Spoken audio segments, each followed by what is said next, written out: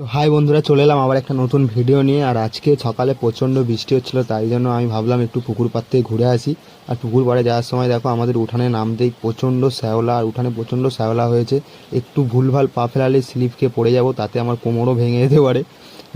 কিছু করার নেই, পাটা টিপে টিপে আমি হাঁটতে হাঁটতে পুকুরের দিকে যাচ্ছিলাম। আর দেখো একটু ঝড় বৃষ্টি, ঝড়ও হয়েছে প্রচণ্ড, তাই জন্য এই বাঁশ গাছের পাতাগুলো পুরো নিচে নেমে চলে এসেছে, যাওয়া যাচ্ছে না ছাতা নিয়ে। হ্যাঁ, কোনো রকমভাবে যাই দেখি।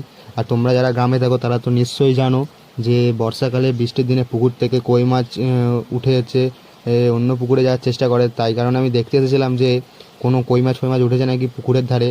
আর এসে দেখছি এত পরিমাণে এখানে জঙ্গল হয়ে আছে, ঠিকঠাক করে যাওয়াও যাবে না। সাপের ভয় লাগে, আমার প্রচণ্ড সাপকে ভয় লাগে। কোথায় কি সাপ বসে আছে তার কোনো ঠিক নেই। তাই জন্য আমি বেশি দূরে আর গেলাম না, সামনে থেকেই দেখে নিলাম। আর পুকুরটা প্রচণ্ড শ্যাওলা হয়ে আছে, ঠিকঠাক নামতেও পারলাম না, তাই পা ধুয়ে বাড়ি চলে এলাম আবার। Bye bye.